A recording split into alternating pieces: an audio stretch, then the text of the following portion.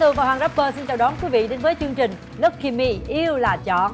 Chương trình chúng tôi được phát sóng vào lúc 20 giờ 30 phút tối thứ hai hàng tuần trên kênh HTV7. Thưa quý vị, và ngày hôm nay vẫn là hai vị khách mời quen thuộc. Hai vị khách mời này đã nôn nóng suốt cả một tuần qua để được hôm nay ngồi đến đây để cùng tiếp tục trò chuyện, trao đổi và tranh luận. Xin giới thiệu Đại Ngọc Trâm và Hoàng Mèo. Em khá là yêu tự do, nhưng mà tự do trong một cái mức độ nào đó. Em nghĩ như thế nào về tình yêu? Thế là phải sự thấu hiểu và cái sự tương thích với nhau. Em có sợ vấn đề về cái câu chuyện mà mẹ chồng này dâu không? Cái đó là do bản thân mình thôi. Rất là tôn trọng ý kiến của anh. Thì em nghĩ là anh trưởng thành rồi thì anh sẽ có những cái quyết định đúng đắn. Với những kinh nghiệm tình trường của anh Hoàng Mèo thì tất cả những dự đoán của anh ấy đã sai tất tật ở tuần trước. Chưa chắc. Ba sai rồi. Em nói chị nghe chưa chắc đâu. Bây giờ lỡ chị đăng chương trình đăng dấu gì đó sẽ có mời lại. Khoa sẽ nói là Hoàng ơi, Hoàng rapper ơi, anh sai rồi. Có thể cho anh làm lại được không? Trong cái đặc trưng, một cái phá lệ của chương Có trình. phá lệ của chương trình. Tại vì anh suy nghĩ lại rồi, anh cần một cái gì đó chín chắn hơn chút xíu. Biết đâu sao đúng không chị? Nhưng mà đúng với luật của chương trình thì ngày hôm nay sẽ là chặng hành trình đi chơi giữa ba nhân vật. Đó là anh Khoa cùng với hai cô gái còn lại mà thôi. Lúc đó đi chơi sẽ gặp người đó nữa. Có đâu ra nữa, ta về rồi em ơi. Tặng bông rồi đi luôn rồi. Vậy là có thể Khoa sẽ không chọn luôn hai người kia luôn. Không. Phải Bắt cho buộc họ. phải chọn. Ép chọn luôn hả? Em chọn đi chứ anh là anh chọn Em rồi vẫn đó. giữ quan điểm cô bé 19 tuổi. Rồi thế thì bây giờ chúng ta sẽ tiếp tục đến hành trình ngày hôm nay, xem là ba người còn lại của họ có một cái hành trình bên nhau suốt một ngày rong ruổi như thế nào. Xin mời quý vị. Sau khi từ chối ứng cử viên thứ nhất, nhân vật chính sẽ cùng hai ứng cử viên còn lại trải nghiệm những hoạt động thú vị để tiếp xúc, tìm hiểu nhau kỹ hơn. Cuộc cạnh tranh để chiếm được trái tim của nhân vật chính sẽ thế nào đây?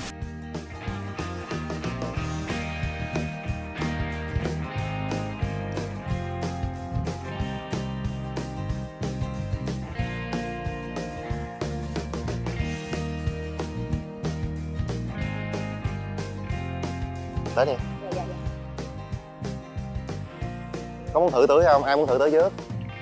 Anh cho em xin mượn một tí nha, cho mấy bạn này cái này tưới cao lên. Đây, có muốn thử không?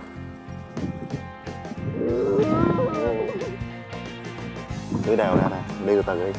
Em mượn thử coi. Hai tay á. Cái này giống như là món phim mà. Làm mưa giả lấy này được nè. Rồi mưa giả cái này ướt hết rồi. Chị nổi bay thôi chứ. Em ở thành phố á. Thì trước giờ có đi về trồng mấy chỗ nào mà nông thôn mà một thời gian dài chưa? Dạ chưa. Chưa bao giờ đi cái đó. Anh nhìn cũng không có khác gì so với trên hình đó ha. Có không? Có bên em nói anh khác, ai cũng nói anh khác hết đó. Ủa vậy hả? Người tâm thì nay tâm anh khác. Không phải, em không có nói anh khác, em chỉ nói là anh ngoài sức tưởng tượng của em. Tưởng tượng là sao là em không nghĩ là anh cao đến mức vậy, hay là do em mấy bạn 8 cao lắm hả em? Anh này mấy bạn 8 cao lắm á. Hay là do tại em lùn thôi. Cái này tưới cao lên. Đây, có muốn thử không? Biết buồn gì không? Hay đi hết đoạn đường này thì anh phải chọn một trong hai. Dạ. Vậy thì mình lên đây từ từ thôi. Từ từ thôi, đúng rồi. Nó đi nhanh quá chờ nó với. Ủa mà sao anh nhìn bề ngoài cũng được mà sao anh không có bạn gái hơn? Anh thời gian anh làm cái gì? Thời gian làm nhiều. Tại môi trường. Môi trường với lại có thể mà quen nhau thời điểm này thì anh có thể là một tháng một tuần anh gặp được một lần. Em thấy đâu phải mà trong tình cảm đâu phải là cứ nhất thiết là phải gặp nhau hoài. Chỉ thỉnh thoảng hôm nay anh mệt, anh có muốn gặp em không? Mình đi ăn một cái gì đó rồi về thôi. Hai đứa có cảm nhận gì thêm không? Không, em thấy cảm nhận đầu tiên của anh là nhận mà đặc biệt nhất của em là khi mà em nắm tay anh và tay anh run lại, em đã thấy mắc cười rồi. Tại không? Em sẽ để dành. Đó, thấy ghê chưa? Thấy ghê chưa? Ủa là đó giờ anh trải qua một mối tình. Kết quả sao chia tay? Trẻ Trẻ là sao? Nhưng mới ra trường anh không bạn. Chết rồi, bà Phương Dung đã mất tiêu rồi ta. Thôi sao người ấy lặng sao? Mình núp ở đâu trong ruộng dưa? Em đi học thì em vẫn phụ thuộc tài chính vào gia đình đúng không? Đâu. Không phải. Đi làm rồi. Em đã kiểu đi làm thêm và mọi thứ của em đều là do em chi trả mà. Ủa còn Dung em có đi làm thêm gì không? Em làm bên công ty thương mại điện tử. Nhưng mà em nghỉ rồi, vậy em nghĩ là em tập trung lo thi tốt nghiệp. thôi chắc dừng lại mình vô mình hiểu một tí đi ha. Sau về một ngày trải nghiệm á thì về Thanh Tâm á thì mình cảm thấy là cũng hiểu nhiều hơn về cô bé. Thì em cũng có một vài cái cá tính khá là nổi bật, cũng thu hút được mình, thì cũng tự lập đi làm rồi, thì đó là một tính rất là tốt. Ngoài ra thì mình cũng chưa, vòng này thì mình cũng chưa nói chuyện được với là bạn Dung nhiều, và có vẻ là cũng do là hai người trao đổi, mình cũng trao đổi nói chuyện với Tâm nhiều quá thì cũng chưa có dành thời gian để mà tìm hiểu về Dung hơn. Nếu mà chọn một bạn để thu hoạch dưới cùng thì chắc là mình sẽ chọn Dung. Cô cho anh một nhiệm vụ coi là trách nhiệm coi là đẩy dưa. Đẩy cái này. Đẩy dưa. Dạ. Đẩy bằng cái xe này ạ? Đẩy vào xe này. Dạ. Đẩy vào xe này, đẩy ra ngoài vườn. Dạ rồi.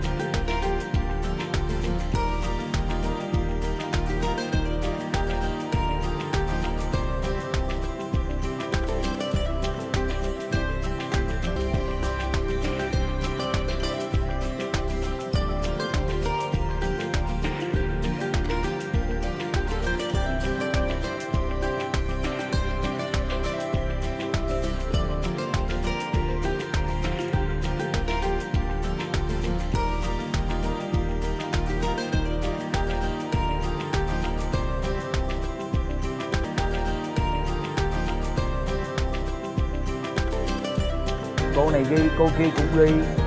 Hai cô này ghi gửi cho anh này.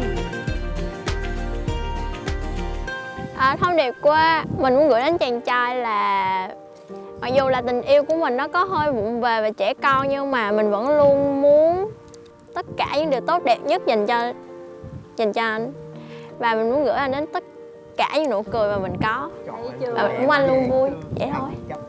Thông điệp mà mình muốn gửi đến chàng trai đó là không hoàn hảo nhưng mà trung thành.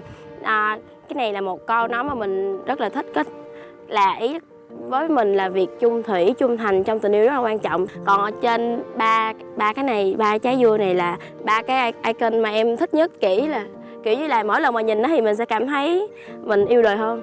Em cũng mong là chàng trai cũng thích như vậy. Chào em.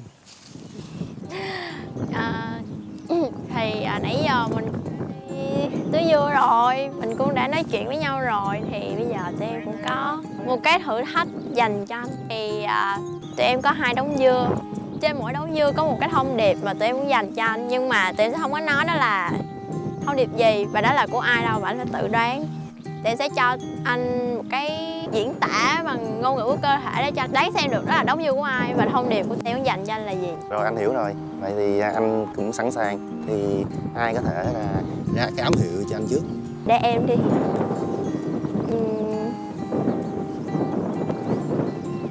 Nụ cười. Em chỉ có thể cho anh như vậy thôi. Quá đơn giản, quá đơn giản. Thông điệp. Nụ cười của em thì anh lại nghĩ thì những cái khoảng cách mà anh với em bên cạnh nhau đó thì chỉ là cái khoảng cách mà hai đứa mình đi cùng nói chuyện, cùng tưới những cái trái dưa này.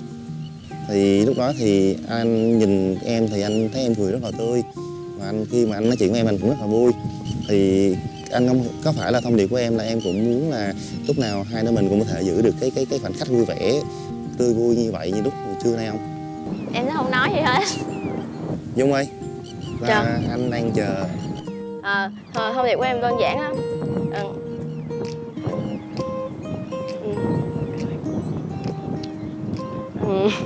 Chết tôi rồi.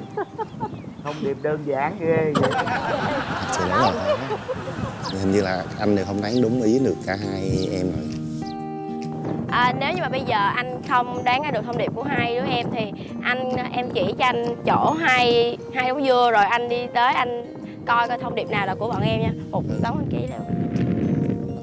Dạ. Bên góc kia đúng không? Dạ, góc kia. Bên góc này. Dạ. Thôi để anh qua đây trước, góc kia sao? Dạ.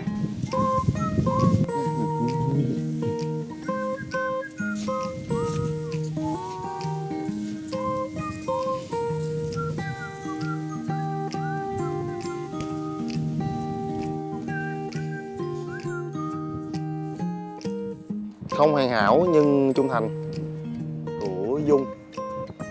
Có nghĩa là của Dung. Tại em giơ ký hiệu là 3 ngón tay, đúng không? Là một con sẽ có 3 chữ, nó sẽ có 2 câu. Em có ký hiệu về trái tim. Còn đối với em đây, trên đây em có vẽ được 3 trái dưa. Trái nào cũng em cũng cười rất là tươi đó. Nội dung là tình yêu của em tuy vụng về, trẻ con nhưng luôn mang đến cho anh những điều tốt đẹp nhất. Chào anh, chàng trai xém cao 1m8. Nãy chỉ vào em chỉ cười một cái thôi mà anh mà có thể mà hiểu được em mà em muốn nói gì luôn á. Thì xin lỗi anh với em chắc chắn là sinh ra là dành cho nhau rồi.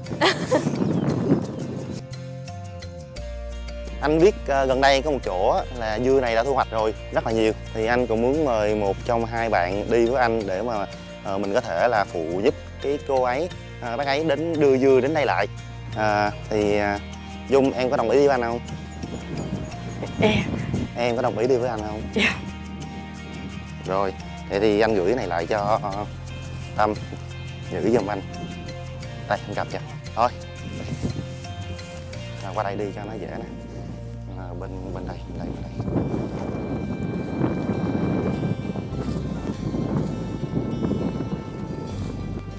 Bên kia, bên chỗ cái đống mà có cái lưới đó. Dạ. Thì ở đây người ta thu hoạch dưa, người ta sẽ để ở đó. Rồi, nãy bên chỗ dưa á thì anh cũng không có nói chuyện được nhiều với em. Dạ. Đúng không?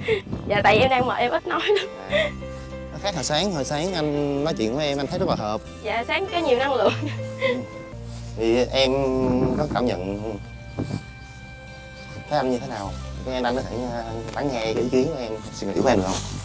Anh có vẻ như là cũng theo như vậy là anh cũng tinh ý á. Anh cũng em thấy là anh cũng là một người mà rất là thú vị. Có cảm thấy lo lắng gì không? Cũng hơi lo. Anh thì anh đang muốn nghe tất cả những cái suy nghĩ của trong lòng của em hiện tại. Đấy là em không nghĩ là anh sẽ chọn em thôi. Tại vì hồi nãy em thấy đi vui anh nói chuyện với bé kia quá trời luôn. Em đi đằng xa em nói là tại vì em không biết nói gì hết. Em thấy hai người hợp với nhau quá trời luôn. Có nghĩa là em cũng không có chủ động được một số cái đúng không? Dạ đúng rồi, tại em không biết nói gì hồi nãy. Tới xe dưa rồi nè. Dạ. Khi mà mình đưa ra cái hành động nhưng mà bạn Khoa không thể đoán được thông điệp của mình thì cũng hơi có một xíu gì đó, hơi buồn một xíu thôi à. Nhưng mà thì trong chuyện tình cảm á, đâu phải ai mới gặp nhau là có thể hiểu nhau liền được. Thì chúng ta phải có thời gian, phải có quá trình. Mình có cảm thấy hơi buồn khi mà cái người mà đang nắm tay Khoa không phải là mình. Nhưng mà không sao, nhưng nếu như mà đó là lựa chọn của trái tim Khoa thì mình cũng mong hai người đó hạnh phúc. Rõ ràng là cái linh cảm của chị Đại cũng khá là giống với tâm lý của anh Khoa. Anh Khoa dành khá nhiều thời gian để đầu tư tình cảm của mình vô cái nhân vật Thanh Tâm. Nhưng mà tại sao cô gái 19 tuổi ngay tập đầu á thì có vẻ hơi rụt rè hơn? Cô gái Phương Dung 23 tuổi thì quá trời lanh lợi. Nhưng mà ở tập này thì tất cả mọi tình thế đều bị đảo lộn. Tại vì khi mà lật mặt ra đó dạ là nhiều thứ lắm, ngoại hình, vóc dáng, rồi cái cô kia cổ líu lo quá đi. dạ. Đâm ra cô này cô cảm thấy cổ Không, co mà lại. em thấy Thanh Tâm á, không có phải như là cái kiểu líu lo mà rất là vô tư. Cái nụ cười của không hiểu sao em nhìn em, ví dụ như em là đàn ông á thì em cũng sẽ chọn một cô gái mà để bản thân em đã thành công, em sẽ chọn cô gái, một cái người vợ để em có thể che chở được. Và cái người mẫu Thanh Tâm á, cái cô bé Thanh Tâm này á là mặc dù cổ lanh chanh á nhưng mà yếu đuối lắm. Nhìn như vậy thấy rất là yếu đuối. Khoa có thể sẽ che chở được, sẽ bảo bọc cô suốt đời. Mà em thấy thương Phương Dung quá à. Trời, em thấy tuổi thân của hai người nói chuyện với nhau rôm rả, em không biết em nói gì. Không phải vậy nè, thí dụ như mà bây giờ có những cái sự lựa chọn mà nhìn vô mình thấy kết quả nó chênh là thẳng rồi á thì mình không có bàn. Còn đằng này á, thí dụ như hai người này nó sàng nhau thì khi mà nó đã sàng nhau về mọi thứ, cũng hợp, cũng lanh lợi, cũng tính cách, cũng khoảng tuổi tác, cũng xem nhau thôi, thì lúc đó những chi tiết khác phải được đưa lên để mà lựa chọn. Chúng ta quay trở lại với chặng hành trình tiếp theo của anh chàng Anh Khoa này. Chờ đón xem những suy đoán của quý vị cũng như là của khách mời có trùng khớp với nhau không nhé. Anh năm nay cũng 28 tuổi rồi. Dạ. Thì nếu anh tìm bạn gái thì anh sẽ có lẽ cũng cưới trong vòng 1 đến 2 năm á. Dạ. Thì em thấy cái đó không là vấn đề nó... Em thấy hộ năm nữa cưới là cũng được mà, tại vì em cũng 21 tuổi rồi. Nếu mà anh nói về quê mà lấy nhau về thì ở nhà anh là quê luôn, xa gia đình em thấy thì sao? Nếu mà em đã quyết định là đến với anh á, quyết định yêu anh á thì em phải chấp nhận. Hiện tại anh không biết chọn giữa em và Dung á, vợ chồng giữa Dung và bạn Tâm á, là chọn ai. Thì em có thể cho anh một cái cảm nghĩ của em về cái chuyện này không? Anh nên làm như thế nào là đúng bây giờ đây? Mọi chuyện đều là do anh quyết định thôi. Cái này là do anh cảm nhận. Thì cũng nãy giờ mình cũng tưới cây rồi, mình cũng thể hiện thông điệp, em cũng anh cũng nói chuyện với em là bé Tâm luôn.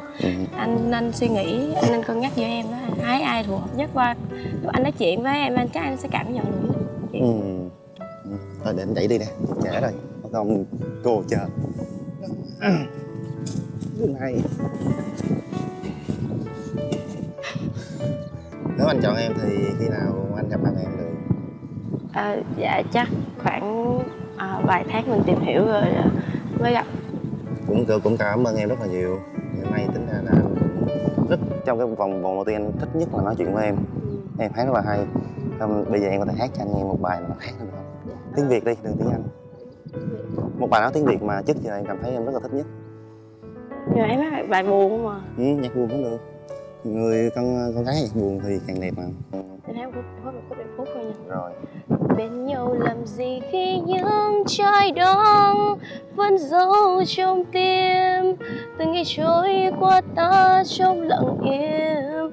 Bên nhau mà sao chỉ thấy buốt giá, thêm những xót xa mà thời gian vô tâm giết tình ta. Vẫn nghe rất là cảm động, thậm chí cảm động hơn người sáng nhiều nữa. Em hát tiếng Việt đó mà. Em chỉ tiếng Anh không thôi. Cảm ơn em.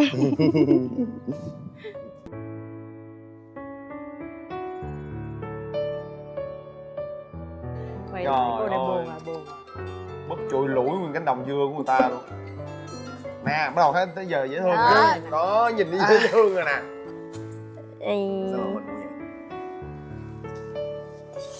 Em ngồi nghịch thôi.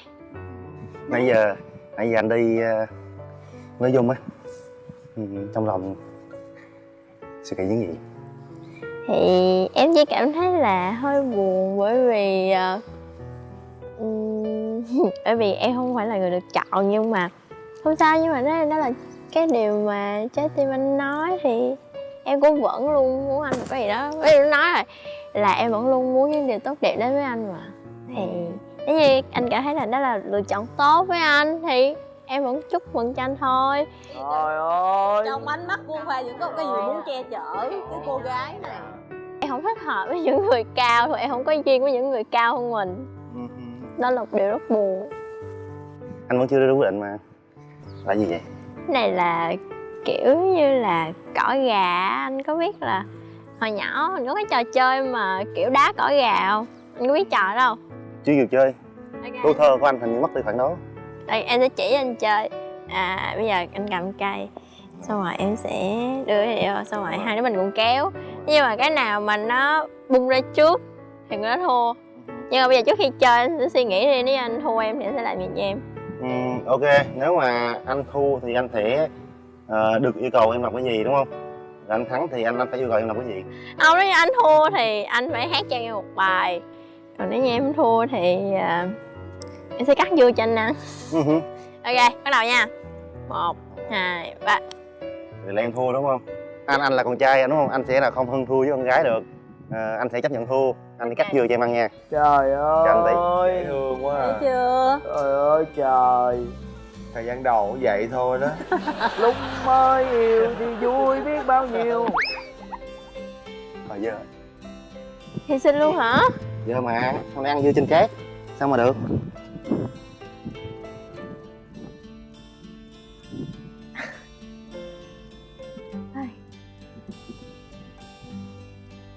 Vậy lúc mà anh đi hái dưa với lại chị á thì anh cảm thấy chị đang nghĩ thế nào?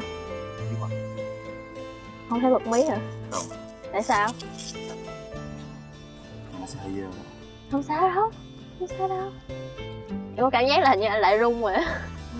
Rồi thấy Khoa ở bên cô bé Sao lại run là vậy? coi như là thoải mái hả? gì thoải mái. Em bị từ chối em không run thì sao lại run? Sao anh run?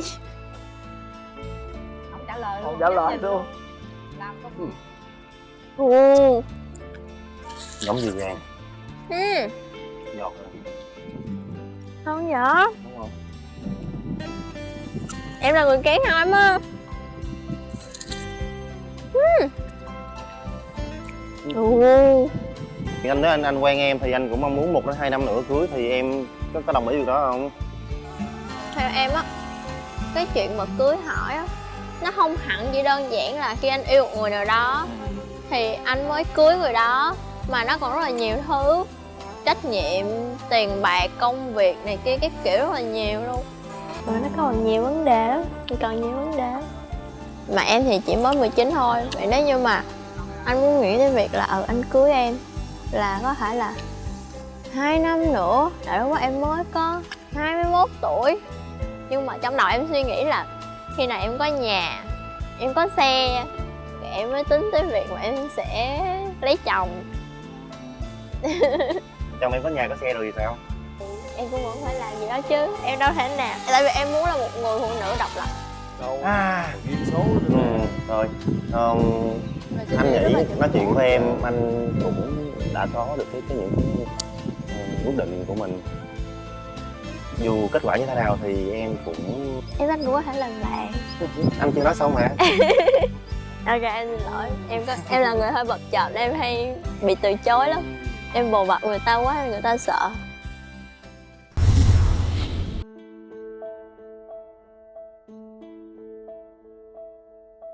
Thường thì em thích những điều rất là nhỏ nhặt, ví dụ như là rảnh rỗi anh nhắn cho một tin nhắn là chúc em một ngày tốt lành hay là gì đó. Đó là một điều mà em cảm thấy là đã đủ đối với em. Rồi thí dụ một người mà yêu em nhưng muốn quýt bên em á, không muốn rời á, thì em có cảm thấy là nó có bị chiếm không gian của em không? Em thích một người gì mà. Đến thời điểm này á, thì mình cũng phải đưa ra quyết định. Mình sẽ phải lựa chọn một người và một người sẽ phải ra về. Quyết định này nó khó khăn hơn quyết định lúc mà hồi sáng rất là nhiều lần. Vì cả hai mình đều có tình cảm, mình cảm giác rất là hồi hộp và cũng hơi lo sợ khi mà phải đối diện và đưa ra quyết định cho hai bạn. Mình sẽ dành tặng bông hoa này đến... Cái này như chị Tường nói là 50-50 thì Tường ấy, cái này nó chênh lệch quá rõ ràng rồi. Ngay cả ánh mắt cử chỉ với là cái điệu bộ là nó phải là nó giống như là hình thành đã chọn được cô nào rồi, cho nên là dễ biết lắm. Em nghĩ là chắc chắn chọn Phương Dung ấy. Không, Phương Dung lại sai lầm. Anh đi ngược lại với đám đông mà. Lý do tại sao chọn Phương Dung? Tại vì hay giấu lắm, đàn ông hay vậy. Có thể là mới đầu ra thì sẽ tạo cho mình một cái cảm giác là dễ sợ lắm, là sẽ nghĩ là sẽ quý cô Thanh Tâm gần với lại cô Thanh Tâm nhiều. Nhưng mà cái cách nói chuyện á, tại vì cái anh chàng này tìm hiểu rất là kỹ mà. Anh này muốn lấy vợ anh rồi. này là muốn lấy vợ thôi, 1-2 năm nữa là lấy vợ rồi.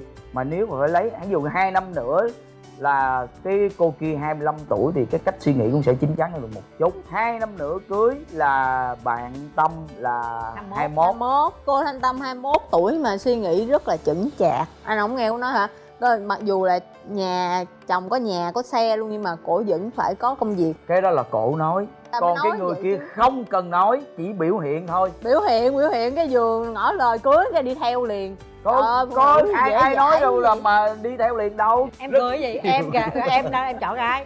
Em hả? Nếu giờ em nói chọn ai? Tâm Tiết Tâm Tiết hả? Tâm Tiết hả? quá dễ thương. Dạ xin mời quý vị, và bây giờ chúng tôi muốn Hãy ngay lập tức kết quả anh Khoa chọn ai, Thanh Tâm hay là Phương Dung? Rồi, đây. Thanh Tâm.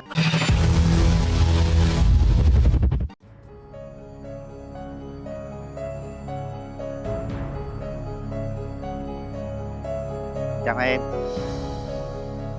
Thì ngày á rồi cũng sẽ là đến đêm thôi.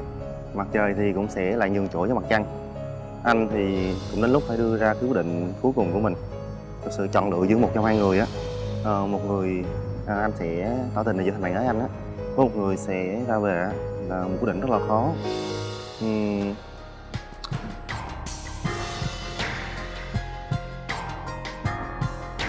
Em có sợ vấn đề về cái câu chuyện mà mẹ chồng nàng dâu không? Thì em coi phim thì em thấy hơi sợ, nhưng mà em nghĩ là cái đó là do bản thân mình thôi. Mình thương chồng mình rồi mình thương mẹ chồng mình thì mẹ chồng mình cũng sẽ thương mình. Nếu mà nói anh ở về quê mà lấy nhau về thì ở nhà anh là quê luôn, xa gia đình em nói thì sao? Nếu mà em đã quyết định là đến với anh á, quyết định yêu anh á, thì em phải chấp nhận. Em khá là yêu tự do, cái việc mà tự do của bản thân mình, nhưng mà tự do trong một cái mức độ nào đó, trong một cái khuôn khổ nào đó thôi, chứ không phải là hoàn toàn là buông ra buông thả kiểu vậy. Là em vẫn luôn muốn những điều tốt đẹp đến với anh mà. Thì nếu như anh cảm thấy là đó là lựa chọn tốt với anh thì em vẫn chúc mừng cho anh thôi.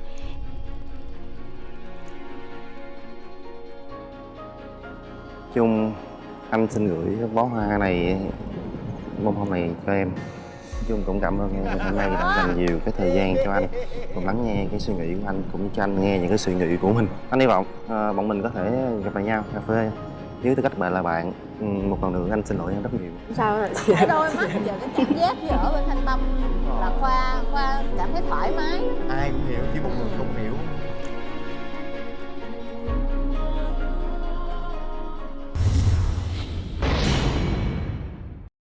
Trải qua một ngày tìm hiểu và cùng nhau trải qua các thử thách, nhân vật chính sẽ lựa chọn và đưa ra quyết định từ chối người thứ hai. Ứng cử viên cuối cùng được giữ lại sẽ là người được tỏ tình. Thôi, tới đây không muốn nói gì nữa rồi. Cưng hết sức không kìa. Đó chứ có một cô nhỏ nhỏ nghiêng nhẽn. Dạ. Dễ thương. Dạ. Em có thể hỏi lại sao được không? Có một câu chuyện anh muốn kể cho em nghe về câu chuyện của anh. Em lắng nghe nha. Ok. Làm bồ anh nhé, anh có một bờ vai đủ rộng, một vòng tay ấm, một trái tim sẽ thấu hiểu em. Làm bồ anh nhé, anh sẽ luôn là người che chở, mang đến cho em sự bình yên. Món quà này á thì thật chất anh cảm giác mình hát không có hay, anh cũng không biết đàn, nhưng anh muốn tặng quà này để anh cùng với em á có thể cùng nhau học để viết lên những cái nốt nhạc mới cho cái chuyện tình cảm của hai đứa mình. Em nhận món quà này của anh nha.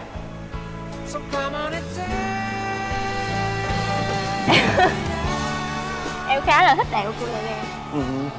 Biết đàn không? Không. Sẽ tập, anh với em sẽ tập. Ok. Thì bình thường á là con trai á thì thường là cầm hoa tặng cho con gái, nhưng mà hôm nay em sẽ là người tặng hoa lại cho anh. Anh thích em vì điểm đó. Cảm ơn em rất nhiều. Dạ nhắm mắt lại đi. Anh quá cao đó với em. Rơi xuống, em nhón lên đi chứ.